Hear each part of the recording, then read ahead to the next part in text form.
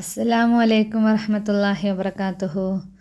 3-ാം ക്ലാസ്സുകാർക്ക് നാളെ നടക്കാനിരിക്കുന്ന ഫിഖ്ഹിൻ്റെ ഒരു മോഡൽ ക്വസ്റ്റ്യൻ പേപ്പർ നോക്കാം. ആദ്യത്തെ പ്രവർത്തനം യോജിച്ചവ ചേർക്കാം. ഇവിടെ ഒരു കള്ളിയിൽ 2 തരത്തിലുണ്ട്. തൊഹൂറായ വെള്ളം തന്നെ വേണം, നിസ്കാരമാകുന്നു, ചെറിയ അശുദ്ധി, തൂണാണ്, 5 ആകുന്നു എന്ന് തന്നിട്ടുണ്ട്. ഇനി ഒന്നാമത്തെ ചോദ്യം, ഇസ്ലാം കാര്യങ്ങളിൽ രണ്ടാമത്തേത് ഡാഷ് ഏതാണ്? നിസ്കാരമാകുന്നു. 2, നിസ്കാരം ദീനിൻ്റെ ഡാഷ് തൂണാണ്. 3, നിസ്കാരത്തിൻ്റെ ഷർത്തുകൾ 5 ആകുന്നു. 4, ശുദ്ധി 2 തരത്തിലുണ്ട്. വുളൂ ഇല്ലാത്ത അവസ്ഥയാണ് ചെറിയ അശുദ്ധി. 6, നജസുകൾ നീക്കാൻ തൊഹൂറായ വെള്ളം തന്നെ വേണം. രണ്ടാമത്തെ പ്രവർത്തനം നോക്കാം. വേർതിരിക്കാം. ഇവിടെ വുളൂഇൻ്റെ ഫർളുകളും വുളൂഇൻ്റെ ഷർത്തുകളും തന്നിട്ടുണ്ട്. അതിൽ നിന്ന് നമ്മൾ വേർതിരിച്ചിട്ട് താഴേക്ക് വുളൂഇൻ്റെ ഫർളുകൾ എന്നെഴുതിയെടുത്ത് ഫർള് എഴുതുക, ഷർത്തുകൾ എന്നെഴുതിയെടുത്ത് ഷർത്തുകളും എടുത്തെഴുതാനാണ്. ആദ്യത്തേത് നോക്കൂ, മുഖം കഴുകൽ. മുഖം കഴുകൽ എന്താണ്? വുളൂഇൻ്റെ ഫർളിൽപ്പെട്ട കാര്യമാണ് അല്ലേ? അപ്പോൾ അത് വുളൂഇൻ്റെ ഫർളുകൾ എന്നതിന് താഴേക്ക് എഴുതുക. 2, തലയിൽ നിന്ന് അല്പം തടവൽ. അതും എന്താണ്? വുളൂഇൻ്റെ ഫർളാണ്. 3, വെള്ളം തൊഹൂറായിരിക്കുക. വെള്ളം ശുദ്ധിയുള്ള വെള്ളമായിരിക്കണം. അത് വുളൂഇൻ്റെ ഷർത്തിൽ പെട്ടതാണ് അല്ലേ? വുളൂഇൻ്റെ ഷർത്താണത്. അടുത്തത് 2 കൈയും മുട്ടോട് കൂടി കഴുകുക. അതോ അത് വുളൂഇൻ്റെ ഫർളിൽപ്പെട്ട കാര്യമാണ് അല്ലേ? 2 കൈയും മുട്ടോട് കൂടി കഴുകുക. അടുത്തത് നിത്യ അശുദ്ധിയുള്ളവർക്ക് സമയം ആവുക. അതെന്താണ്? വുളൂഇൻ്റെ ഷർത്തിൽപ്പെട്ട കാര്യമാണ് അല്ലേ? നിത്യ അശുദ്ധിയുള്ളവർക്ക് സമയം ആവുക. അപ്പോൾ വുളൂഇൻ്റെ ഫർളും ഷർത്തും നന്നായി പഠിച്ചു വെക്കുക. ഇതേപോലെ വേർതിരിച്ച് എഴുതാനുള്ള ചോദ്യങ്ങളുണ്ടാവും. അല്ലെങ്കിൽ 2 എണ്ണം വീതം എഴുതാം എന്നതിൽ ചോദിക്കാവുന്നതാണ്. ഇനി 3-ാമത്തെ പ്രവർത്തനം നോക്കാം. ശരിയാക്കി എഴുതാം.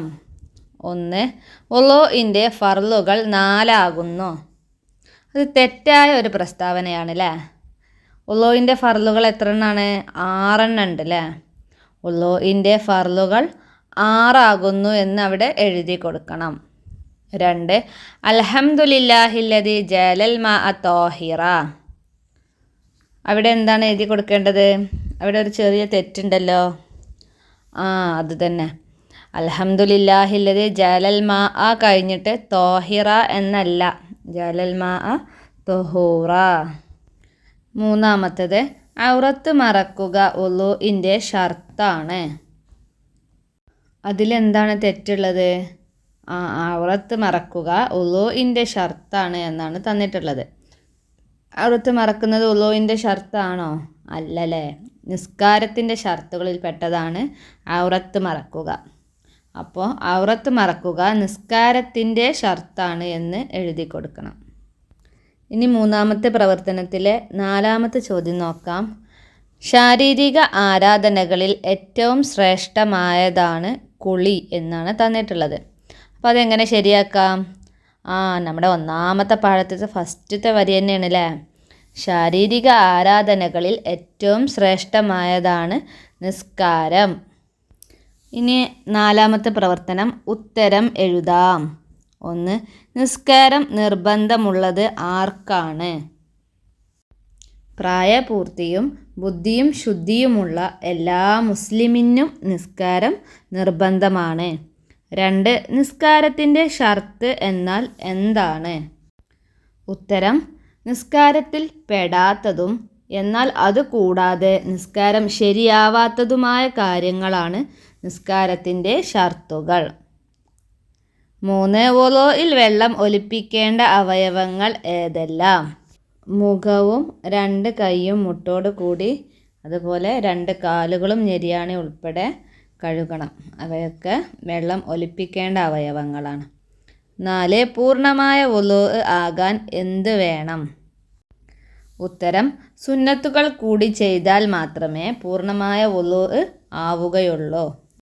അപ്പോൾ സുന്നത്തുകൾ കൂടി വേണം പൂർണ്ണമായ വുളു ആകണമെങ്കിൽ. ഇനി 5-ാമത്തെ പ്രവർത്തനം നോക്കൂ. നജസ്സുകൾക്ക് നേരെ ശരി അടയാളപ്പെടുത്താം. രക്തം നജസാണ്, അപ്പോൾ ശരിയിടുക.